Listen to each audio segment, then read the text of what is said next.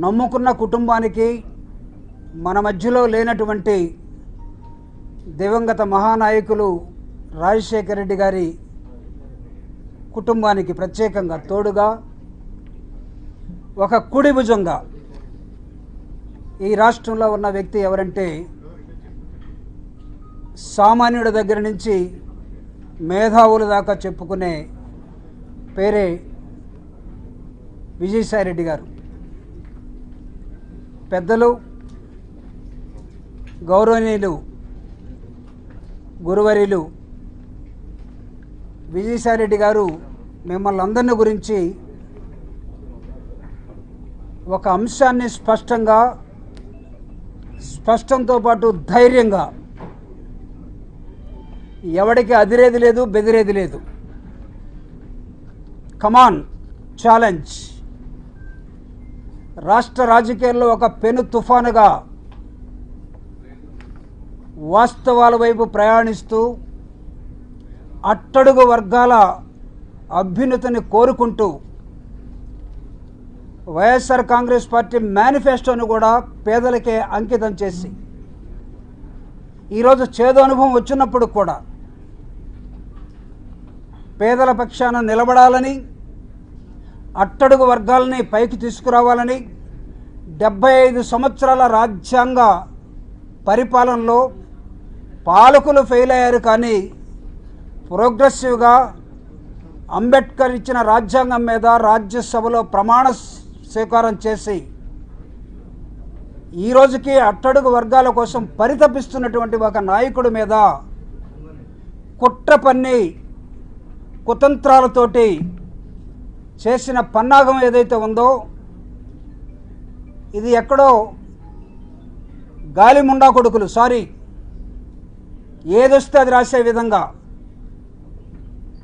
వార్త కోసం వార్తను సృష్టించే విధంగా చేసిన విధానాన్ని ఒక ట్రైబల్ మహిళ అట్టడుగు వర్గాల నుంచి తరతరాలుగా తొక్కబడినటువంటి సమాజం నుంచి మొక్కలాగా భూమిని చీల్చుకొని ఎదిగి ఒక చిన్న ఉద్యోగం బ్యాక్లాగ్ వేకెన్సీస్ ద్వారా సంపాదించుకుంటే ఉద్యోగరీత్యా అవసరమైతే ఏమైనా ఆ ఉద్యోగంలో వస్తున్నటువంటి అడ్డంకుల్ని తొలగించుకోవటం కోసం ఒక నాయకుడుగా, ఈ ప్రాంత ఇన్ఛార్జిగా ఉన్నటువంటి, అప్పుడు ఎంపీగా ఉన్నటువంటి విజయసాయిరెడ్డి గారిని చాలామంది కలిసి ఉండవచ్చు.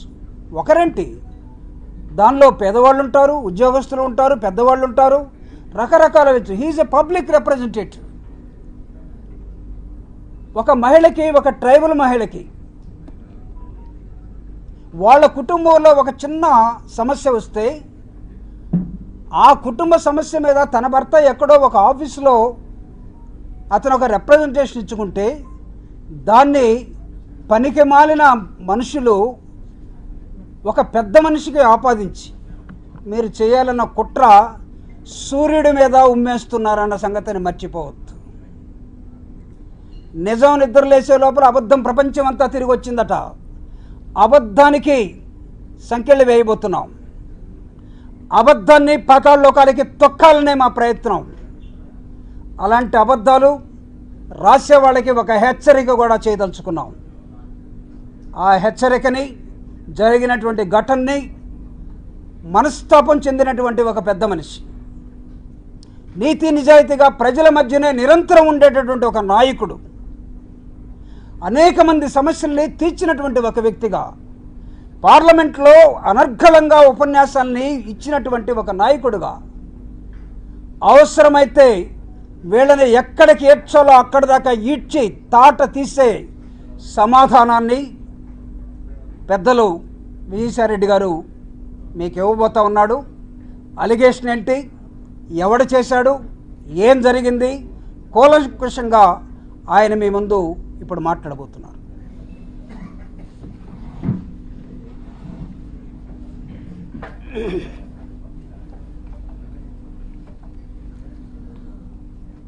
పాత్రికేయ మిత్రులందరికీ హృదయపూర్వక నమస్కారం.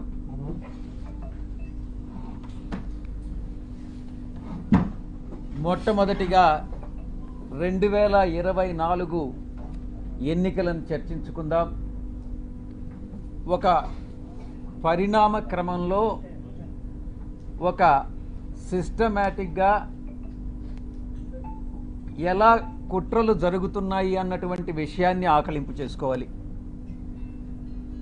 24 ఎన్నికల్లో వైఎస్ఆర్ కాంగ్రెస్ పార్టీ ఓటమి పాలైనటువంటి విషయం మీ అందరికీ కూడా తెలిసినటువంటి విషయం. దానికి చాలా కారణాలు ఉన్నాయి, సమీక్షించుకుంటున్నాం. ఆ సమీక్షల తర్వాత ఏదైతే నివారణోపాయాల్ని ఆలోచించి చర్యలు తీసుకోవాలనో ఆ చర్యలు తీసుకోవడం జరుగుతుంది మా పార్టీ అధ్యక్షుల వారు. ఎన్నికల రిజల్ట్ వచ్చిన తర్వాత, కొత్త ప్రభుత్వం పగ్గాలు చేపట్టిన తర్వాత ఏం జరుగుతుంది, మొట్టమొదటిగా ఏం జరిగింది అన్నటువంటిది అర్థం చేసుకోవాలి. రాష్ట్ర వ్యాప్తంగా ఇచ్చాపురం నుంచి అలా కుప్పం వరకు కూడా 175 స్థానాల్లో 11 స్థానాలు మేము సంపాదించుకున్నప్పటికీ, ఓటమి పాలైనప్పటికీ ప్రజల తీర్పుకి కట్టుబడి మేము అధికారాన్ని దిగిపోయాం. వచ్చినటువంటి కొత్త ప్రభుత్వం ఆ యొక్క పార్టీ యొక్క గూండాలు కానీ, రౌడీ ఎలిమెంట్స్ కానీ, ఆ పార్టీ యొక్క కార్యకర్తలు కానీ ఎలా దౌర్జన్యాలు చేస్తూ ప్రతి ఒక్కరిని, వైఎస్ఆర్ కాంగ్రెస్ పార్టీకి సపోర్ట్ చేసినటువంటి ప్రతి ఒక్కరిని ఇబ్బందులకు గురి చేస్తూ, తీవ్రంగా కొడుతూ, కుటుంబాలను నాశనం చేస్తూ, రేపులు చేస్తూ, ఈ రకమైనటువంటి అకృత్యాలకి చట్టం అనే దాన్ని పరిగణలోకి తీసుకోకుండా పోలీసులు ఏం చేస్తారులే, మాకు అధికార పార్టీ యొక్క సపోర్ట్ ఉంది అన్నటువంటి ఒకే ఒక కారణంతో ఆ అకృత్యాలకన్నిటికీ పాల్పడడం జరిగింది. కొన్ని కుటుంబాలు కాసేపు నిశ్శబ్దంగా ఉండండి, ఎవరైతే ఇష్టం లేదో ప్రెస్ కాన్ఫరెన్స్లో వాళ్ళు వెళ్ళిపోవచ్చు.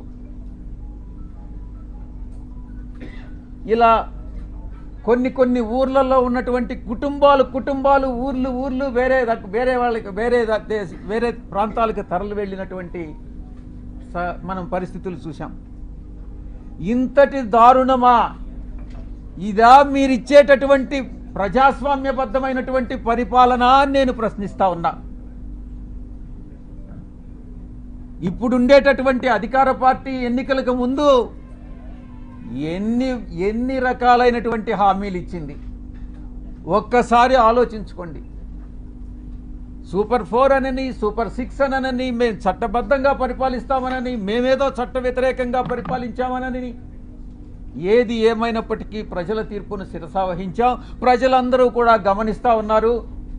తప్పకుండా ఈరోజు ఈ యొక్క పరిపాలన, ఈ ఒక్క నెల రోజుల్లోనే ఈ యొక్క ప్రభుత్వం చేస్తున్నటువంటి రాక్షస పాలన ప్రజలందరూ కూడా గమనిస్తూ ఉన్నారు. తప్పకుండా ఇది పతనానికి, ఈ యొక్క ప్రభుత్వ పతనానికి నాంది పలుకుతా ఉన్నారు. వాళ్లే నాంది పలుకుతున్నారు అన్నటువంటి విషయంలో సందేహమే లేదు. ఇక రెండవ అంశం, ఎవరైతే నాయకులు ఉన్నారో వైఎస్ఆర్ కాంగ్రెస్ పార్టీ నాయకులు, వాళ్ళందరి మీద బురద చల్లడం. ఆ బురద చల్లడంలో కూడా ఒక క్రమంలో, ఒక క్రమబద్ధంగా, అన్ని వాళ్లకున్నటువంటి వసతులన్నింటినీ ఉపయోగించుకొని బురద చల్లేటటువంటి కార్యక్రమం, ఆరోపణలు, నిరాధారమైనటువంటి ఆరోపణలు చేసేటటువంటి కార్యక్రమం చేపడతా ఉన్నారు. ఇదంతా పద్ధతి ప్రకారమే జరుగుతూ ఉంది. నేను ఒక్కటే చెప్తా ఉన్నా, ఎవరైతే ఈ నిరాధారమైన ఆరోపణలు చేశారో, ఎవరైతే నా పేరు ప్రతిష్టలు దెబ్బతీసేదానికి ప్రయత్నించారో, వాళ్ళు ఎంత పెద్దవాళ్ళైనా, ఏ పార్టీకి చెందినటువంటి వాళ్ళైనా, అది మా పార్టీలో వాళ్ళైనా కావచ్చు, అధికార పార్టీకి సంబంధించినటువంటి వాళ్ళైనా కావచ్చు, వదిలే ప్రసక్తే లేదు అని నేను ఘంటాపదంగా చెప్తా ఉన్నా. ఇక ఎవరైతే ఈరోజు ఇంకొక విషయం కూడా చెప్పాలి మీకు. ఎవరో ఒక వ్యక్తి, ఇద్దరు మోటార్ సైకిల్ మీద నిన్న విజయవాడకి మా ఇంటికి వచ్చారట. ఆ ఫోటో కూడా వీడియోలో రికార్డ్ అయింది. వీడెవరో తెలుగుదేశం పార్టీకి చెందినటువంటి ఒక లేడీ, ఒక పురుషుడు.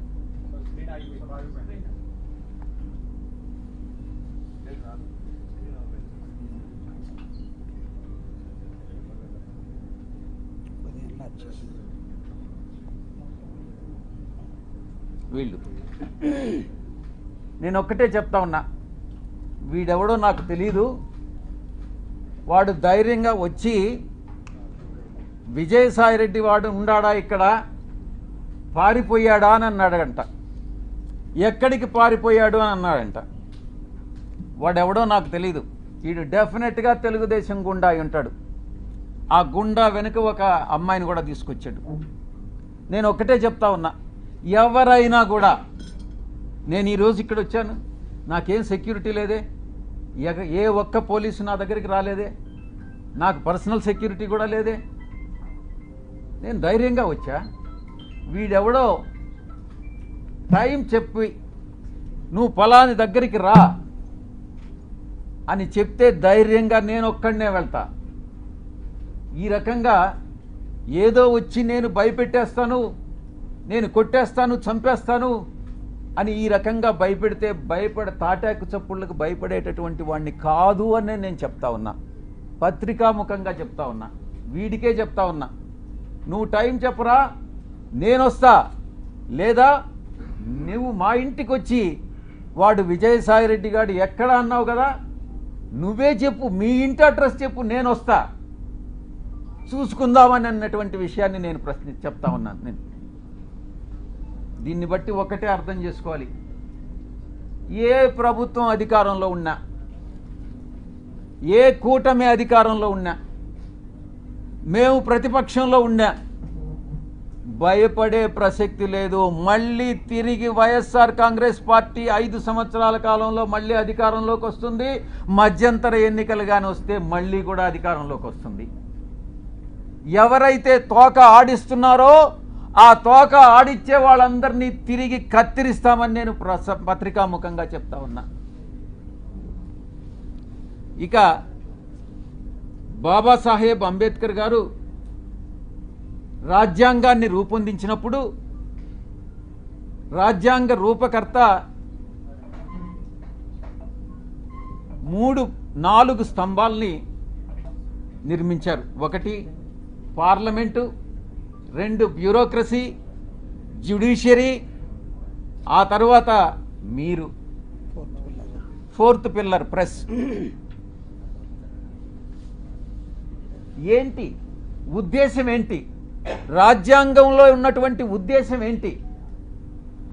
తరతరాలుగా ఈ యొక్క అణగారినటువంటి వర్గాలు,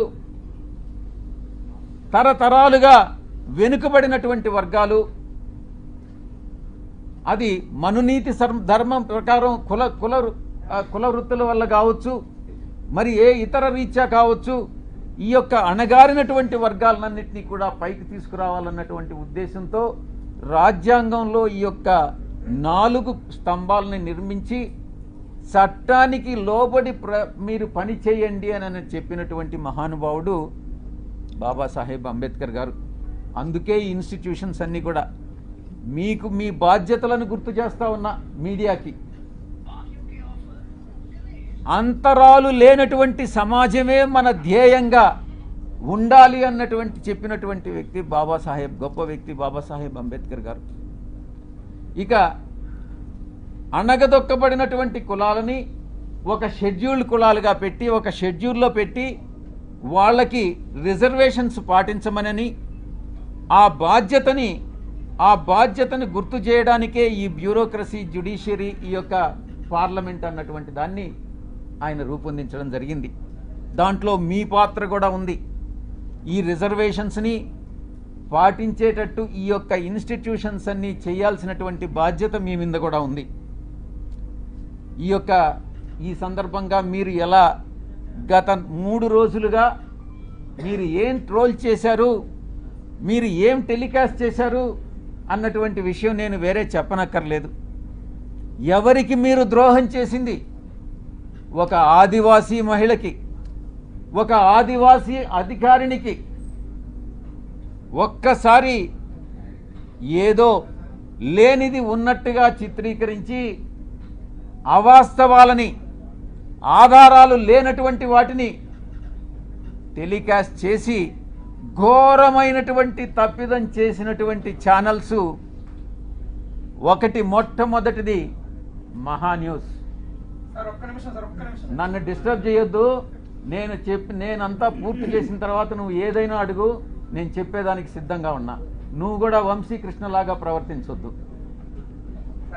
మహాన్యూస్ 2, ABN 3, TV5 నీకు ఇబ్బందిగా ఉండొచ్చు, కానీ ఇవన్నీ కూడా వాస్తవాలు.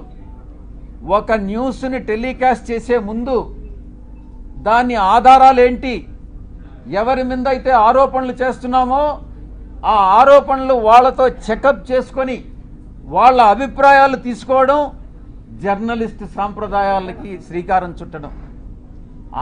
అది కూడా పూర్తిగా మర్చిపోయి మీ పాటికి మీరు ఆధారాలు లేకుండా టెలికాస్ట్ చేయడం అన్నటువంటిది ఘోరమైనటువంటి తప్పిదం. తప్పకుండా మీరు ఎలా క్షమాపణలు మీ చేత చెప్పించాలో నాకు తెలుసు, నేను చేయిస్తాను కూడా. సమాజం ఒక బాధ్యత, నా గురించి మీ అందరికీ కూడా తెలుసు. నన్ను నేను చెప్పుకోవడం కాదు, చాలామంది మా పార్టీలో ఉండే వాళ్ళు కూడా నా పైన ఆరోపణలు చేశారు, తెలుగుదేశం వాళ్ళతో కుమ్మక్కై. నేను అవన్నీ బాధపడలేదు, నేను అవన్నీ కూడా లెక్క చేయట్లేదు. ఇదంతా కూడా ఈ కుట్రలన్నిటికీ కూడా అందరూ చాలామంది కలిసి కుట్ర చేసి, కానీ నా వ్యక్తిత్వం ఏందనేటటువంటిది నాకు తెలుసు. చాలా కింద స్థాయి నుంచి ఒక 8 ఎకరాలు ఉన్నటువంటి ఆ భూస్వామిగా మా తండ్రి గారికి 2 కొడుకులు. మా అన్న ఇంజనీర్ చదివాడు, నేను చార్టెడ్ అకౌంటెన్సీ కోర్స్ చదివా. ఆ 8 ఎకరాల పొలంలో ఉండేటటువంటి ఫలసాయంతో కింద అట్టడుగు నుంచి పైకి వచ్చినటువంటి వాళ్ళం. కష్టాలంటే ఏందో తెలుసు. వ్యవసాయ కుటుంబం మేము. ఏ రాధాకృష్ణ లాగనో, ఏ బిఆర్ నాయుడు లాగనో, లేకుండా ఉంటే ఏ వంశీకృష్ణ లాగనో. వంశీకృష్ణ కథ నాకు తెలుసు, ఆయన చరిత్ర ఏందనేది. వీళ్ళందరి చరిత్ర కూడా నాకు తెలుసు. వాళ్ళలాగా సిల్వర్ స్పూన్తోనో లేకుండా ఉంటే ఆ బ్లాక్మెయిల్ చేసి డబ్బులు సంపాదించేటటువంటి మనిషి కాదు సాయిరెడ్డి అనేటటువంటి వ్యక్తి. ఆ దేవదేవులైనటువంటి ఆ వెంకటేశ్వర స్వామి సాక్షిగా చెప్తా ఉన్నా, సాయిరెడ్డి తప్పు చెయ్యడు అంటే తప్పు చెయ్యడు. తప్పు చేస్తే ఆ దేవదేవులైనటువంటి ఆ వెంకటేశ్వర స్వామి శిక్షిస్తాడు. రాధాకృష్ణ కాదు, బిఆర్ నాయుడు కాదు, వీడు వంశీకృష్ణ కాదు. నేను ఒక్కటే చెప్తా ఉన్నా,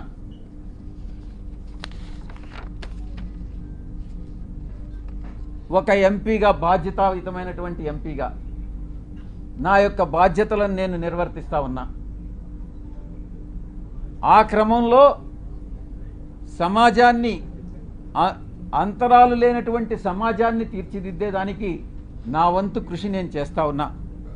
బరి తెగించి హద్దులు మీరి ఇష్టానుసారంగా ఆధారాలు లేకుండా నిరాధారమైనటువంటి ఆరోపణలు ఒక ఆదివాసీ స్త్రీతో సంబంధం ఉన్నట్టుగా మీరు చెప్పి ఈరోజు అదే ఆధారాలు మీరు ఎవరెవరికి సబ్మిట్ చేయాల్సి ఉంటుంది అన్నటువంటి విషయాన్ని నేను రాబోయేటటువంటి నా యొక్క ప్రెస్ కాన్ఫరెన్స్లో నేను ఎక్స్ప్లెయిన్ చేస్తాను. ఈ కుట్ర కుతంత్రాల వెనక ఎవరున్నారు అనే విషయాన్ని నేను ప్రశ్నిస్తా ఉన్నా. నాకు వ్యతిరేకంగా అనైతికంగా ప్రవర్తించినటువంటి వాడు వంశీకృష్ణ, 2 రాధాకృష్ణ, 3 బిఆర్ నాయుడు, 4 వెంకటకృష్ణ, 5 సాంబడు. నేను చెప్తా ఉన్నా, తప్పకుండా మీ అందరూ కూడా చట్టానికి లోబడి మీ అందరి మీద చర్యలు తీసుకోవడం జరుగుతుంది. ప్రతిపక్షంలో ఉన్నాడు వీడు విజయసాయిరెడ్డి, ఏం చేస్తాడు లేనని మీరు తేలిగ్గా తీసుకోవచ్చు. కానీ విజయసాయిరెడ్డి ఒక్కసారి పట్టుబడితే ఆ రోజు రామోజీరావు నాతో తగువేసుకున్నాడు. నేను ఏ రోజు రామోజీరావుని కలవలే.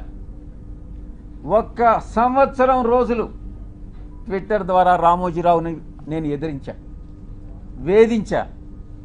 ఏం చేశాడు? అదేవిధంగా అటు రాజ్యాంగబద్ధంగాను నాకున్నటువంటి ఏ అయితే వసతులు ఉన్నాయో అన్ని వసతులను ఉపయోగించి వీళ్ళందరికీ కూడా బుద్ధి చెప్తాను అన్నటువంటి విషయాన్ని నేను తెలియజేస్తా ఉన్నా. ఇక యూట్యూబ్ ఛానల్స్ కావచ్చు, కొంతమంది సోషల్ మీడియాలో గ్రూప్స్ క్రియేట్ చేశారు. ఆ గ్రూప్స్ కానీ చట్టరీత్యా నేను చర్యలు తీసుకోబోతున్నాను అన్నటువంటి విషయాన్ని నేను మీకు తెలియజేస్తా ఉన్నా. ఆ చర్యలు ఏందనేది కూడా మీకు చెప్పి చేస్తాను. మీకు వెన్నుపోటు పొడిచేటటువంటి ఉద్దేశం నాకు లేదు, మీకు చెప్పి చేస్తాను. ఫస్ట్ మొట్టమొదటిగా మిగతా వాళ్ళని పక్కన పెట్టినా కూడా వంశీకృష్ణ అనే వాడిని మాత్రం నేను వదలను. తప్పకుండా ప్రివిలేజ్ మోషన్ పార్లమెంటులో మూవ్ చేస్తాను. వీడు చేసినటువంటి అన్యాయానికి, అన్యాయమైనటువంటి నిరాధారమైనటువంటి ఆరోపణలకి. 2, ఎడిటర్స్ గిల్డ్ ఆఫ్ ఇండియాకి కంప్లైంట్ చేస్తా. 3, ప్రెస్ కౌన్సిల్ ఆఫ్ ఇండియాకి కంప్లైంట్ చేస్తా. నేషనల్ ఉమెన్ కమిషన్కి కంప్లైంట్ చేయిస్తా. నేషనల్ ట్రైబల్ కమిషన్కి కంప్లైంట్ చేయిస్తా. నేషనల్ హ్యూమన్ రైట్స్ కమిషన్కి కంప్లైంట్ చేయిస్తా. ఆంధ్రప్రదేశ్ ఎస్టీ కమిషన్కి కంప్లైంట్ చేయిస్తా. డిఫమేషన్ కేసు ఫైల్ చేస్తా, నేనే చేస్తా. యూనియన్ ట్రైబల్ మినిస్టర్ని కలిసి వీడు చేసేటటువంటి అన్యాయాలు, వీడు చేసేటటువంటి అకృత్యాలు, వీడు చేసేటటువంటి బ్లాక్మెయిల్స్, వీడు చేసేటటువంటి ఇండస్ట్రియలిస్ట్ అందరినీ కూడా పిలిచి వాళ్ళని బెదిరించి, నీ ఇండస్ట్రీలో ఇవన్నీ తప్పులు చేశావు, నువ్వు ఇంత నాకు బ్లాక్మెయిల్ అమౌంట్ కట్టు అని బెదిరింపులను కూడా నేను కేంద్ర మంత్రికి నేను విన్నవిస్తా. ఇక నేనే టేకప్ చేస్తా నా మిత్రుల సహాయంతో. ఉమెన్ ఆర్గనైజేషన్స్ ఏవైతే ఉన్నాయో ఆ women organisations, SC ST organisations అందరినీ కూడా సమైక్యంగా ఏకీకృతం చేసి వీడి మీద చర్యలు తీసుకునేటటువంటి ఏర్పాట్లన్నీ కూడా చేస్తాం. ఇక కాన్స్టిట్యూషనల్ బాడీస్ ఏదైతే ఉన్నాయో న్యాయం కోసం ఇతన్ని శిక్షించేదానికి ఏదైతే చేయాలనో ఆ ప్రతి ఒక్కటి చేస్తానని నేను మీ అందరికీ కూడా తెలియజేస్తా ఉన్నా. ఒక ఆడబిడ్డని, ఒక ఆదివాసీ బిడ్డని బజారుకి ఇచ్చి నా వ్యక్తిత్వం మీద, నా ఎదుగుదల మీద, ఒక పేదలకి సేవ చేయాలి, ప్రజాసేవ చేయాలి అన్నటువంటి ఆలోచన కలిగినటువంటి నా మీద కుట్రబన్ని ఈ యొక్క వ్యక్తి, ఈ వంశీకృష్ణ అనేటటువంటి వ్యక్తిని ఎటువంటి పరిస్థితుల్లో వదిలేదే లేదు అని నేను ఖరాఖండిగా చెప్తా ఉన్నా. వీటన్నిటికీ మించి ఒక ప్రైవేట్ మెంబర్ బిల్ పార్లమెంటులో సోషల్ మీడియాని, ఇటు ఈ యొక్క వెధవలు ఎవరైతే ఉన్నారో జర్నలిస్టులుగా వీళ్ళని శిక్షించేటటువంటి బిల్లుని ఒకటి ప్రవేశపెట్టాలన్నటువంటి ఆకాంక్ష కూడా నాకు ఉంది అని నేను తెలియజేసుకుంటా ఉన్నా. ఇక అమానవీయ రీతిలో, మానవత్వం లేనటువంటి రీతిలో, ఇన్హ్యూమన్గా, అసహ్యకరమైనటువంటి రీతిలో, జుగుప్సాకరంగా మహా ఛానల్లో ఇష్టారీతిన మాట్లాడితే ఇక్కడ ఎవరు గమ్ముకుంటారు? నీకేమైనా ఒడుగున కొమ్ములు వచ్చాయా? నువ్వు ఒక అధికారంలో ఉన్నటువంటి ఒక సామాజిక వర్గానికి చెందిన వాడివని భయపడతామా? నోడల్ ఎంపీగా ప్రభుత్వ కార్యక్రమాలకు హాజరైనప్పుడు చాలామంది అధికారులు హాజరవుతారు, చాలా అడుగుతారు, చేయగలిగినవన్నీ చేస్తాం. నేను ఇక్కడ ఉన్నప్పుడు ప్రజా దర్బార్ నిర్వహించేవాడిని. చాలామంది ప్రజలు చాలా విషయాలు అడిగేవాళ్ళు, చాలామంది కలుస్తారు. విధి నిర్వహణలో భాగంగా వీళ్ళందరూ కూడా కలవడం జరుగుతుంది. కలిస్తే తప్ప? కలిస్తేనే సంబంధం అంటగట్టేస్తారా? తారతమ్యాలు అనేటటువంటివి లేవా? వయసు అన్నటువంటిది తెలీదా? సహాయం కోసం 1-2 సార్లు నా కార్యాలయానికి వస్తే చాలామంది వచ్చారు, మీలో కూడా చాలామంది వచ్చారు. జర్నలిస్టులు కూడా ప్లాట్లు అడిగారు. నేను చేయగలిగిందంతా నేను చేశాను, విశాఖపట్నంలో ముఖ్యంగా. అప్పుడు జర్నలిస్టులకు తెలీదా ఒక రాజకీయ నాయకుడిని ఈ రకంగా ద్వారా లబ్ధి పొందకూడదు? ఒకవేళ మీరే జర్నలిస్టులు మీకు ప్లాట్ లేదని అలాట్ చేసి ఉంటే, మీకు అలాట్ చేసినటువంటి వాళ్ళలో ఎవరైనా మహిళలు ఉంటే వాళ్ళకి నాకు సంబంధం అంట కట్టేస్తారా? ఏమైనా బుద్ధుండి ఇటువంటి ప్రసారాలు చేస్తారా అని నేను ప్రశ్నిస్తా ఉన్నా. అలాంటి వ్యవహారాల్లో నన్ను తీసుకురావడంలో ఒక పెద్ద కుట్ర ఉంది. దీని వెనక వంశీకృష్ణ వెనక ఎవరుండారు అన్నటువంటి విషయం కూడా నాకు తెలుసు. స్వయాన ఆమె చెప్పింది, ఆ ఆదివాసీ మహిళే చెప్పింది అధికారిని, సాయిరెడ్డి తండ్రి లాంటి వాడు అనని. బుద్ధి ఉండాలి ఎవరికైనా టెలికాస్ట్ చేసేవాడికి. మనిషి అన్నవాడు మనిషి అయి పుట్టుంటే, కడుపుకి అన్నంగాని తింటా ఉంటే, ఎటువంటి వ్యక్తి కూడా, అటువంటి వ్యక్తులు, మానవత్వం ఉన్నటువంటి వ్యక్తులు ఎవరు కూడా ఇటువంటి విషయాలు టెలికాస్ట్ చేయరు. ఇంకా కూడా చెప్పాలంటే, ఈ వంశీకృష్ణ అనేవాడు ఒక అమ్మ అబ్బకు పుట్టుంటే, వీడు నిజంగా ఒక మనిషి అయి ఉంటే ఇటువంటి అక్రమ సంబంధాలు మనసులో కూడా, మైండ్లో కూడా రావు. వీడు మనిషే కాదు అన్నటువంటి విషయాన్ని నేను చెప్తా ఉన్నా. సాధారణంగా ఇలాంటి కంప్లైంట్స్ వస్తే ఏ పోలీస్ స్టేషన్కో పోతారు. సర్ప్రైజింగ్గా ఈ కంప్లైనెంట్ ఎవరో ఒక కాన్ఫిడెన్షియల్ లెటరు ఎండోమెంట్ కమిషనర్కి ఇచ్చాయట. ఆ బుద్ధి లేని ఎండోమెంట్ కమిషనరు దాన్ని ఎందుకు లీక్ చేశాడో నాకైతే అర్థం కాల. కాన్ఫిడెన్షియల్గా ఎంక్వైరీ చేయాల్సినటువంటి ఒక అధికారి దాన్ని మీడియాకి ఎలా ఇస్తాడు? అధికారికి బుద్ధి లేదు, తీసుకునేటటువంటి మీడియాకి ఎలా బుద్ధి లేదని నేను ప్రశ్నిస్తా ఉన్నా. నిజానిజాలు ఒకవేళ తీసుకున్నారు, నిజానిజాలు అన్నటువంటివి తెలుసుకోకుండా విచక్షణారహితంగా ఉద్దేశపూర్వకంగా బహిర్గతం చేయడంలో, కుట్రలో ఒక భాగంగా మీరు ఇలాంటివి టెలికాస్ట్ చేస్తారా అని నేను ప్రశ్నిస్తా ఉన్నా. ఈ యొక్క మీడియా, ఒక సెక్షన్ ఆఫ్ మీడియాలో ఇవి ప్రసారం చేయనటువంటివి 4 ఛానల్స్. TV9 ప్రసారం చేయలేదు, 10 TV ప్రసారం చేయలేదు, సాక్షి ప్రసారం చేయలేదు, NTV ప్రసారం చేయలేదు. మిగతా అన్ని ఛానల్స్ ఏదో ఒక రకంగా ప్రసారం చేసినటువంటివే. మీరు ఒక్కసారి చూస్తే ఈ ఛానల్స్ అన్నీ కూడా ఒక సామాజిక వర్గానికి చెంది వెస్టెడ్ ఇంట్రెస్ట్ ఉన్నటువంటి ఛానల్స్ అన్నటువంటిది మీరు అర్థం చేసుకోవచ్చు. ఎవరు టెలికాస్ట్ చేశారన్నటువంటిది కూడా కానీ మీరు ఇంకా కొంచెం లోతుల్లో కానీ వెళితే ఆ యాంకర్స్ కూడా అదే సామాజిక వర్గానికి చెందినటువంటి వాళ్ళు అన్నటువంటిది చాలా స్పష్టంగా తెలుస్తూ ఉంది. ఇంకా ముందుకు రావాలి, ఇంకా ముందు విషయాలు ఉన్నాయి. ఒక వ్యక్తి చేసినటువంటి ఆరోపణలను దృష్టిలో పెంచుకొని ఒక మహిళ క్యారెక్టర్ మీద దెబ్బతీస్తారా? ఒక మహిళ క్యారెక్టర్ మీద దాడి చేస్తారా? ఆ స్థానంలో నేను ఒక్కటే అడుగుతున్నా, ఒరేయ్ వంశీ, నీకు అమ్మ లేదా? నీకు అక్క లేదా? నీకు అమ్మ చెల్లెలు, అక్క చెల్లెలకి తేడా తెలీదా?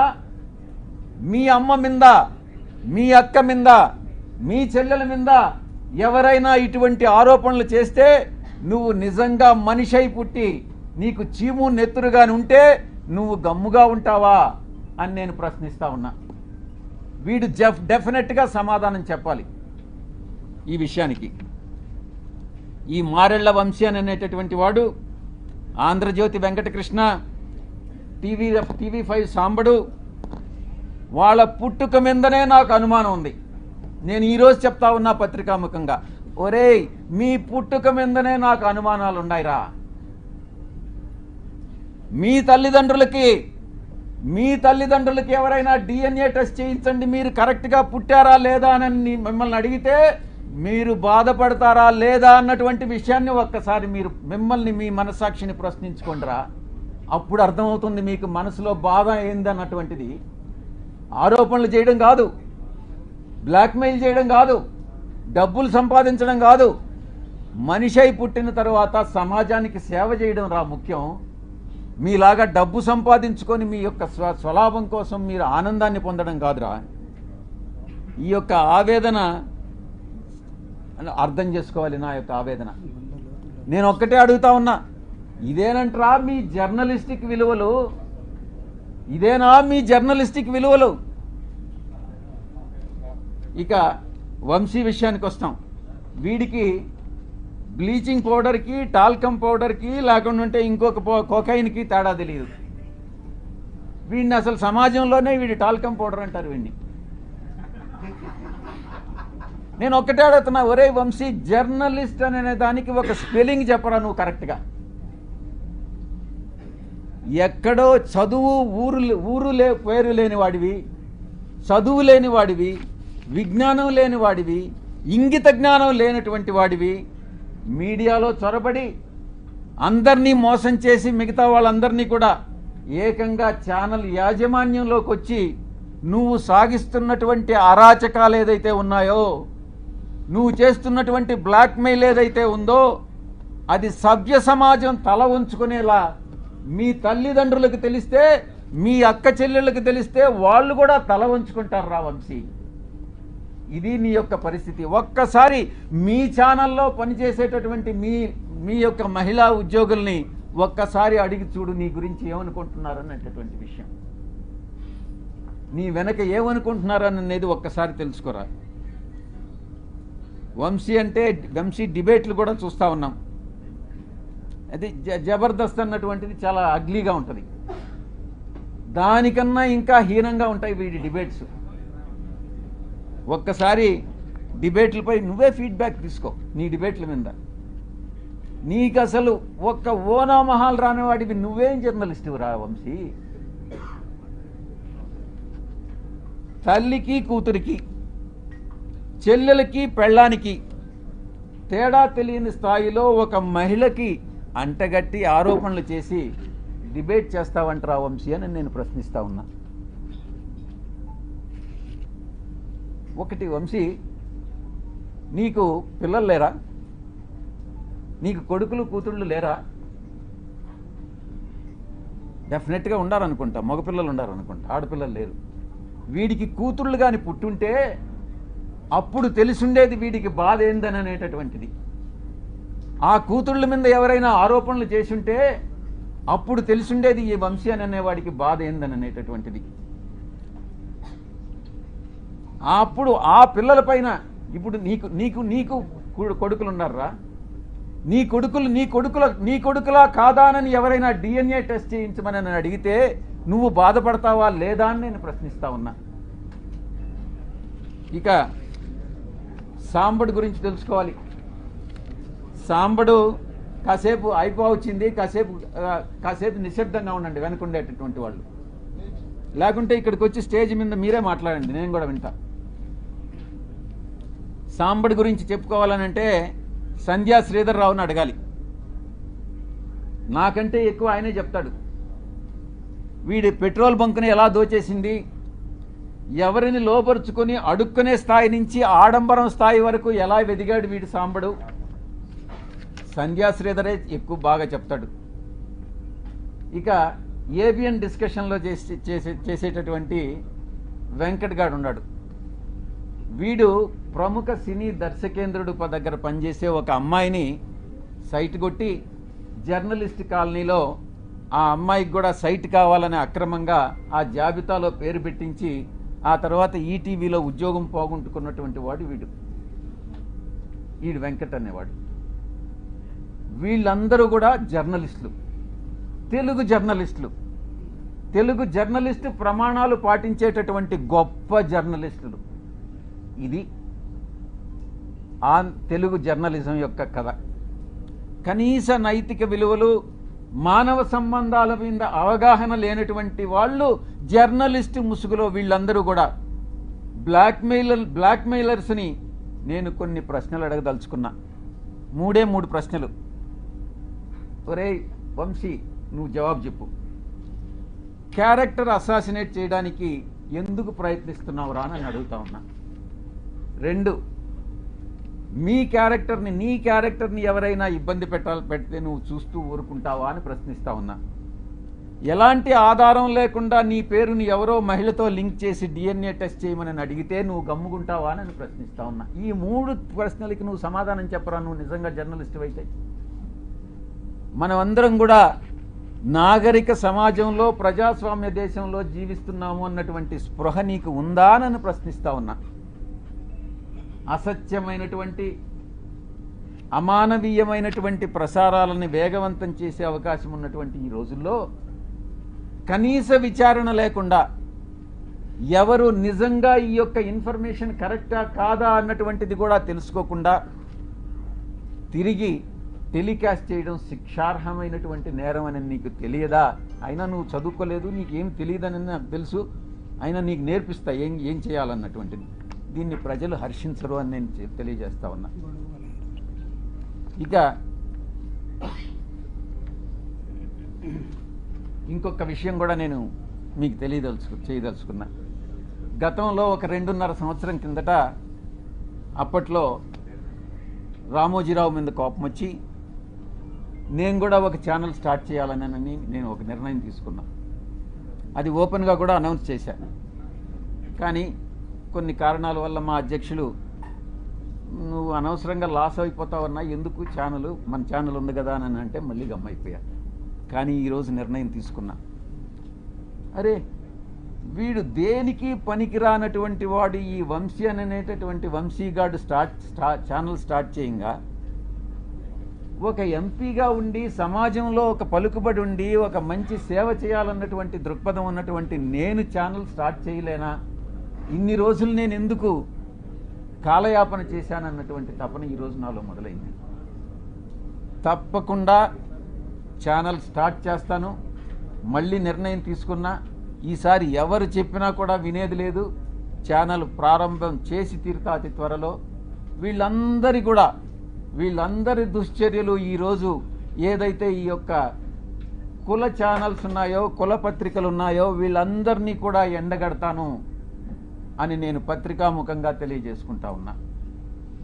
త్వరలో ప్రారంభం చేస్తాం. ఈ ఛానల్ చాలా న్యూట్రల్గా ఉంటుంది. కులాలకి, మతాలకి, రాజకీయ పక్షాలకి అతీతంగా ఉంటుంది. న్యూట్రాలిటీ అంటే న్యూట్రాలిటీనే. విజయసాయిరెడ్డి ఏ రాజకీయ పక్షంలోనైనా ఉండొచ్చు, కానీ ఛానల్ వచ్చేటప్పటికి న్యూట్రల్ ఛానల్ మాత్రమే మెయింటైన్ చేస్తాం, న్యూట్రాలిటీ మెయింటైన్ చేస్తామని నేను సవినయంగా తెలియజేసుకుంటా ఉన్నా. ఇక బడుగు బలహీన వర్గాలకు సంబంధించి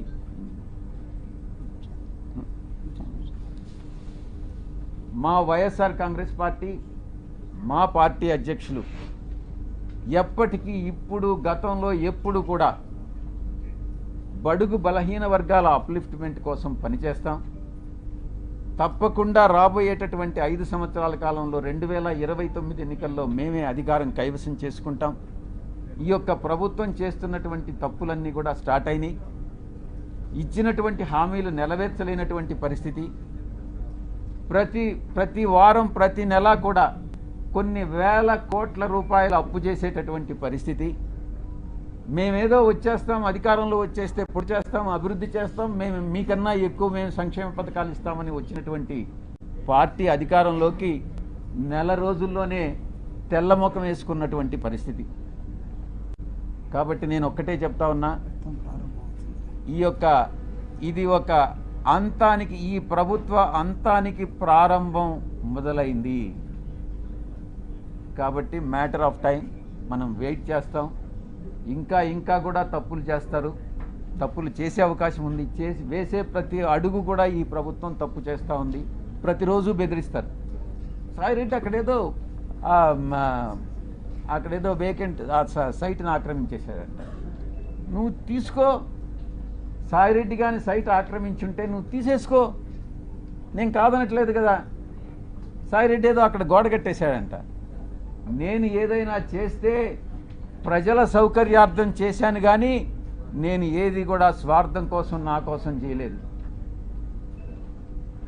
ఏదైనా అక్కడేదో భీమిల్లో బ్రిడ్జి కట్టించానని ఆరోపణలు చేస్తున్నారు, కొట్టేస్తామని. కొట్టేయండి, ప్రజల కోసం కట్టించాను, ప్రభుత్వ ప్రాపర్టీని ప్రొటెక్ట్ చేశాను, నా సొంత డబ్బులు 2 కోట్లు ఖర్చు పెట్టుకున్నాను, దాన్ని మొత్తం క్లీన్గా క్లీన్ చేశాను. మీరే తీసుకోండి, నేనేమన్నా ఆక్రమించుకున్నానా? ఇటువంటి ఆరోపణలు చేసేటటువంటి మంత్రులకి, శాసనసభ్యులకి, పార్టీలకి నేను ఒక్కటే చెప్తా ఉన్నా, మీ ఇష్టం, చేసుకోవాల్సింది చేసుకోండి, ఎటువంటి పరిస్థితుల్లో భయపడేది లేదు అన్నటువంటి విషయాన్ని స్పష్టంగా చెప్తా ఉన్నా. సార్ ముఖ్యంగా విశాఖలో ఇన్ని లక్షల మంది ఉండగా మదన్ మోహన్ అనే వ్యక్తి మీ మీద ఎందుకు కంప్లైంట్ ఇచ్చారు? ఎవడా మదన్ మోహన్? ఎవరైతే మీరు చెప్తున్నారో దళిత వాడెవడో కూడా నాకు తెలియదు. ఆడెవడో చెప్పు, నేను చెప్తా.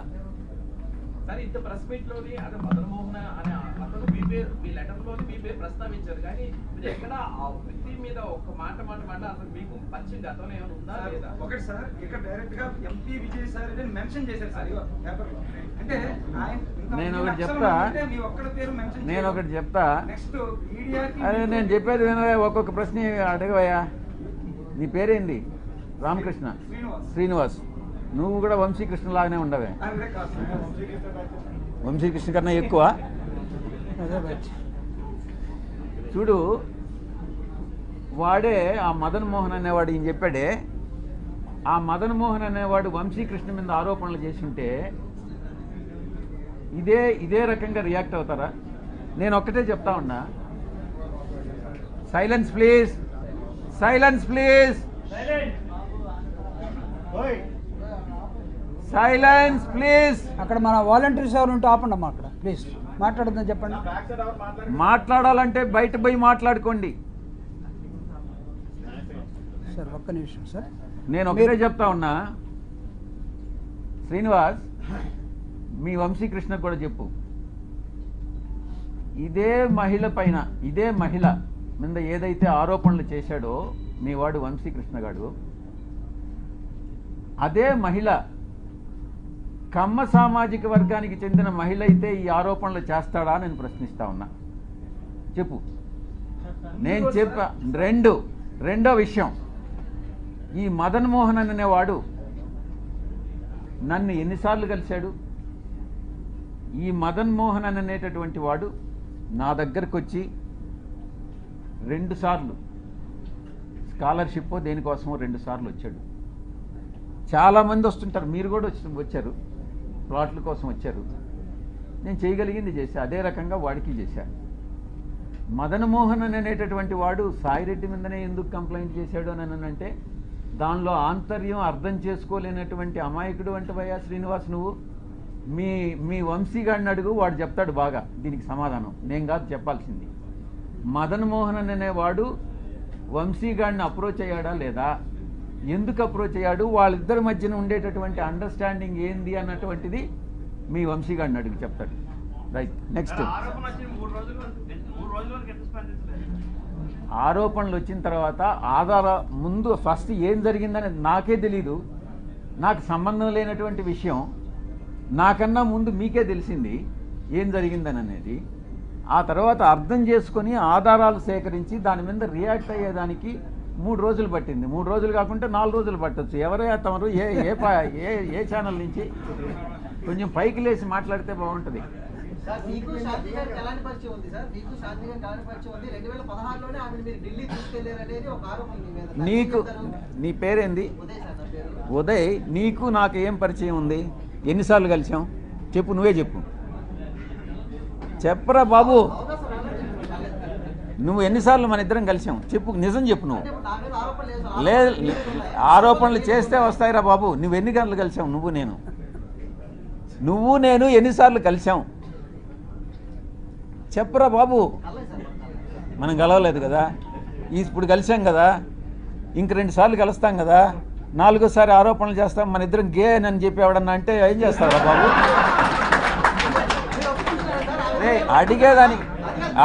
అడిగేదానికి నీకు బుద్ధి ఉండాలా, చెప్పేదానికి నాకు బుద్ధి ఉండాలా. కానీ నెక్స్ట్ ఒక్క విషయం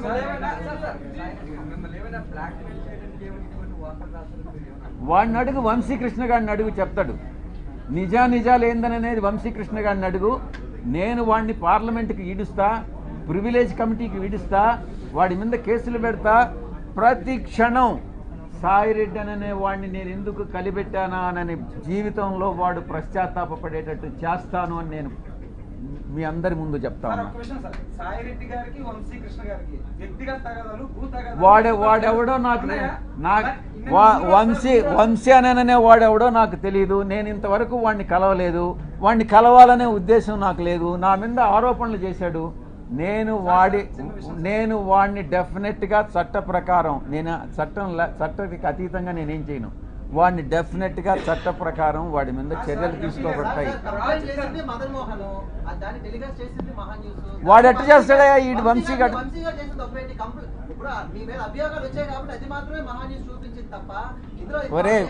ఒరే ఉదయ్, నేను గే అంటాను, నువ్వేమంటావురా చెప్పు.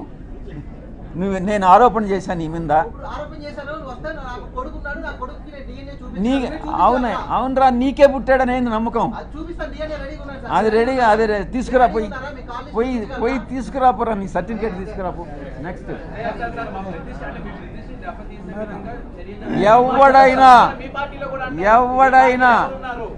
ఎవరైనా మా పార్టీకి చెందిన వాళ్ళైనా, తెలుగుదేశంకి చెందిన వాళ్ళైనా, జనసేనకి చెందిన వాళ్ళైనా, జర్నలిస్టులైనా ఎవరైనా నా ప్రతిష్టకి దెబ్బతీసే విధంగా ప్రవర్తిస్తే వదిలే ప్రసక్తే లేదు అని నేను మీకు సభాముఖంగా చెప్తా ఉన్నా. అది నీకే తెలియాలరా బాబు. ఎవరు, నీ పేరేం చెప్పు.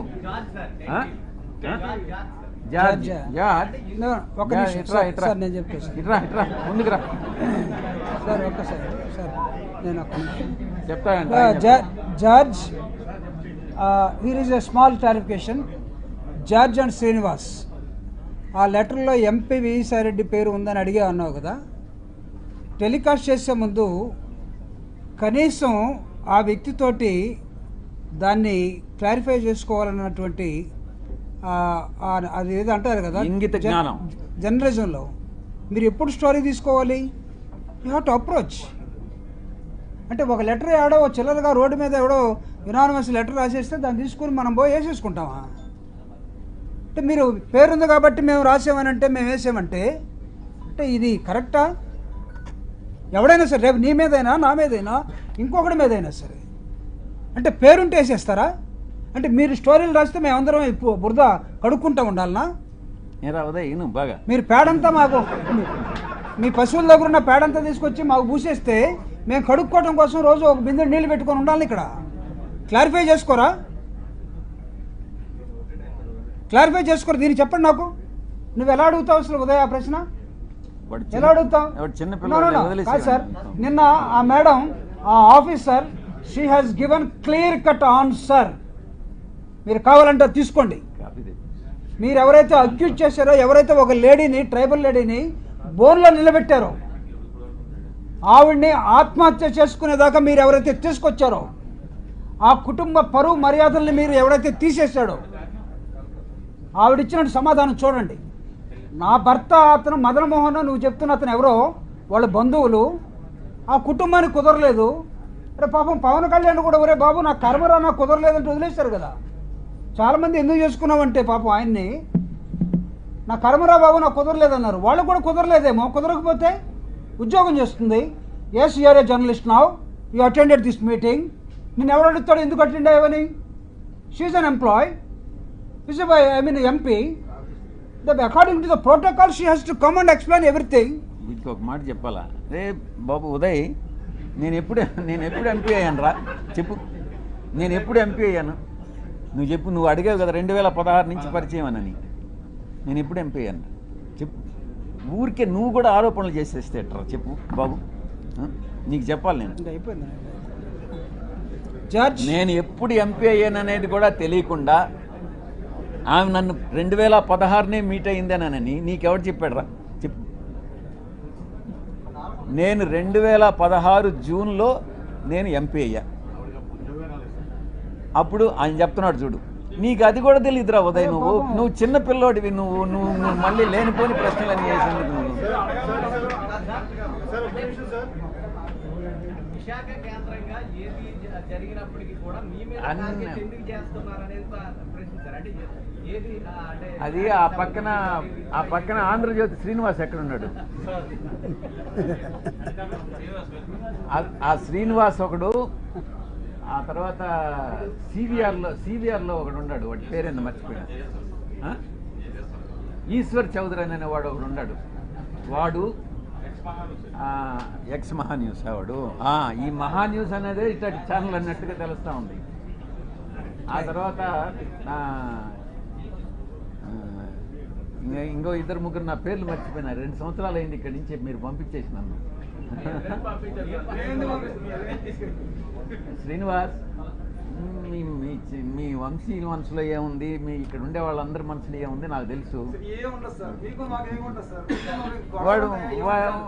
వాడు ఉదయం అడుగు పిల్లోడు ఏదో ప్రశ్నలు వేస్తున్నాడు, వాడికి కూడా జవాబు చెప్పు. Right, thank you very much. Shanti garu మాట్లాడుతూ 30 కోట్ల రూపాయలు మదన్ మోహన్ డిమాండ్ చేశాడు. వాళ్ళ కుటుంబం ఉంది మనకెందుకు. మిమ్మల్ని ఏమైనా డిమాండ్ చేసి వచ్చారు? నీ పేరేందా?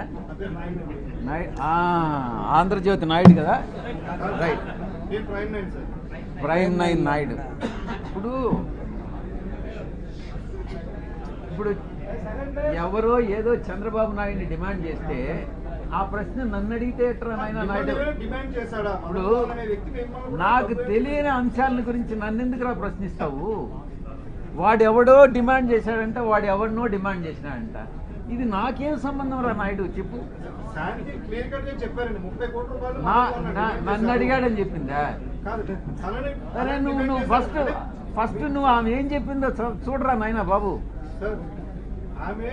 ఆమె ఏం చెప్పిందో నాకు తెలియదు.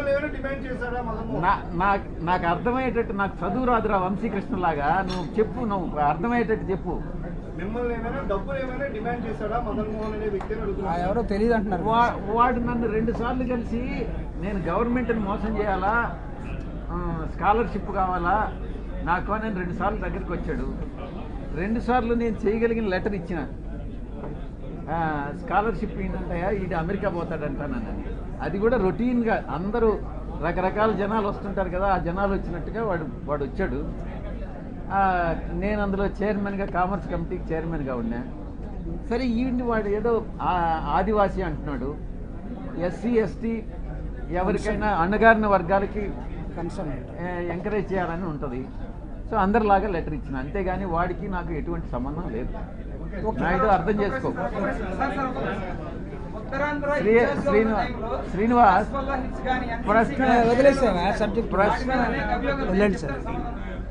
శ్రీనివాస్, ఇప్పుడు ఎవడో ఏదో ఆరోపణలు, ఇప్పుడు వంశీగాడు చేసినట్టుగా నువ్వు కూడా ఏదో ఒక పనికిమాలిన ఆరోపణలు చేస్తే ఎట్రా నాయన?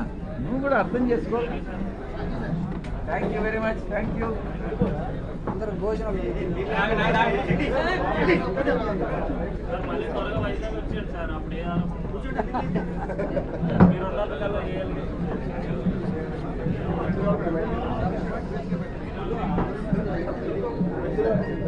మీరు